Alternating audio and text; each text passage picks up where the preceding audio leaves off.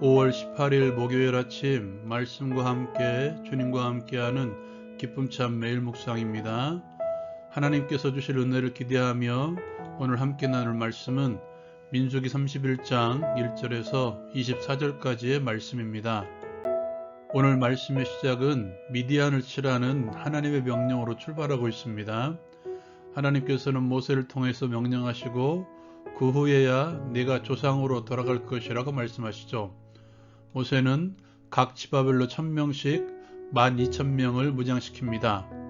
그리고 제사장 엘르아살의 아들 비느하스와 함께 성소의 기구와 신혼나팔을 들려 출전시킵니다. 이스라엘은 미디안과의 전쟁에서 승리합니다. 그리고 모든 것을 다 패하고 미디안의 부녀들과 그들의 아이들 그리고 각종 전리품들을 취하여 돌아옵니다. 그러나 영접하러 나간 모세는 돌아온 이들을 보고 노를 바랍니다.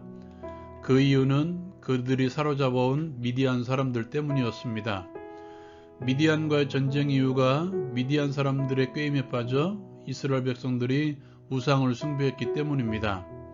그러한 범죄의 씨앗을 살려둔다면 이스라엘은 또다시 우상 숭배에 빠질 수밖에 없음을 모세는 안 것입니다.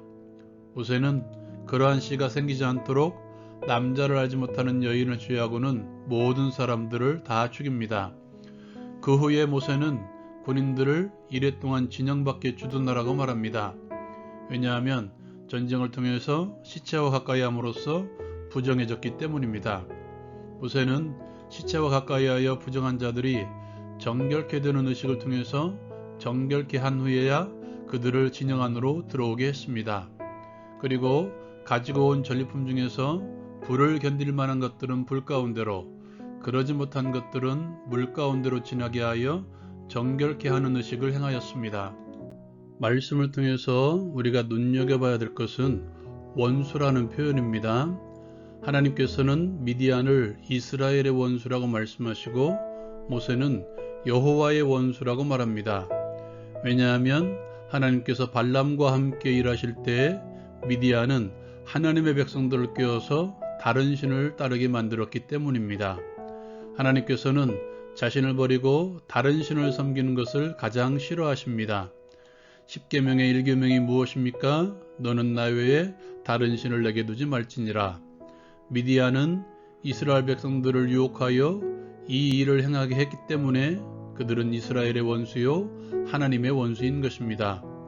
그러므로 이 전쟁은 하나님의 전쟁이었습니다.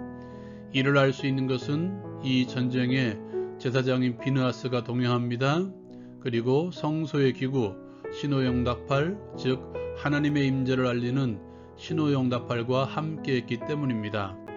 오늘 말씀을 통해서 함께 나누기를 원하는 것은 우리를 유혹하는 싸움에서 이길 수 있는 비결은 먼저 하나님의 임재를 경험하는 것입니다. 하나님과 나 사이에는 아무것도 없어야 됩니다. 우리는 신랑과 신부처럼 늘 하나님과 함께해야 합니다. 하나님께서는 당신의 영이신 성령 하나님을 통해 늘 나와 함께 하십니다.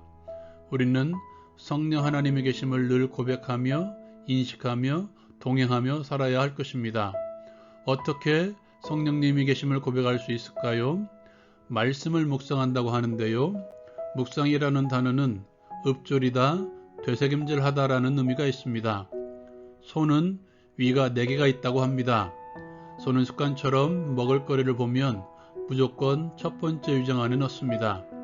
그리고 안전한 곳으로 이동하여 첫 번째 위 속에 들어있는 것을 꺼내어 씹어서 다시 들여보냅니다.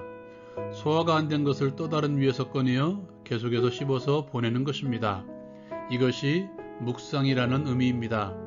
계속해서 꺼내어 입에서 읊조리고 다시 들여보내기를 반복하는 것입니다. 하나님의 임재를 경험하는 삶은 묵상하는 삶입니다. 말씀을 끊임없이 꺼내어 읊조리며 되새김질을 통해서 말씀과 함께하는 삶입니다. 아침에 묵상했다고 해서 끝나는 것이 아닙니다.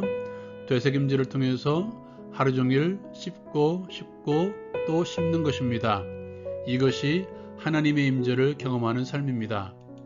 그리고 죄는 모양이라도 버리십시오.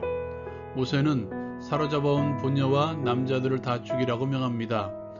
혹시라도 따라 들어올지 모르는 우상 숭배 때문이었습니다. 솔로몬이 노년의 우상에 빠진 이유가 이것 때문입니다. 정략 결혼을 통해서 들어온 여인들의 우상을 섬길 장소를 궁에다 지어줌으로써 우상 숭배가 궁에서 만연해졌기 때문입니다. 또한 공동체 내의 부정의 씨앗은 아예 들어오지 못하게 힘써야 합니다. 작은 불씨가 큰 불을 일으키듯이 우리가 아무것도 아니라고 생각하는 그것이 우리 공동체를 오염시킬 수 있으며 나를 오염시킬 수 있습니다. 끊임없이 정결하려고 하십시오.